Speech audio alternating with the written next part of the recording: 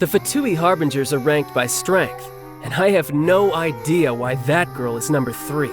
I'd test my skills with every Harbinger who ranks above me if I had the chance, but when it comes to her, something just doesn't feel right. Anyway, you should be careful around her. Let me ask. What should you do if you were to encounter a damsel who is oblivious and innocent at any given time, and unconcerned and unfeeling in any given situation? If it were me, I could at least challenge her to a fight.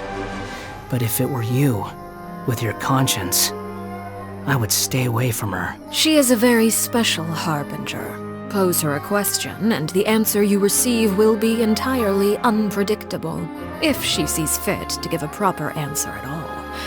Regardless, any answer you do receive is sure to be an interesting one. She always seems engrossed in her research. I wonder if those machines have anything to do with her. Anyway, I've only met her a few times, but every time she looked like she wanted to murder me. I have no idea what I possibly could have done to annoy her, though. She has a terrible personality and cares for nothing outside of her own research. But even with that amount of dedication, she still produced a copious amount of garbage, and could only secure a ranking that's still one whole place beneath my own. How pitiful. I have little interest in her. She's extremely passionate about her research and does not appear in public often. In fact, many of our officers have yet to see her at all.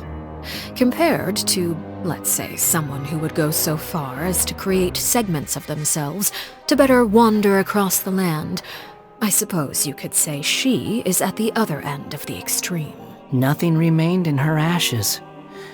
I have no interest in those who have lost their future. I never got along with her, you know that. I guess there's not much more worth saying about her at this point.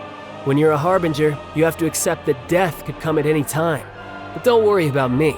No matter what happens, I'll do whatever it takes to keep myself alive. She and Piero were the first Harbingers I became acquainted with. Her prideful attitude when she first visited the House of the Hearth failed to earn her many friends among the children.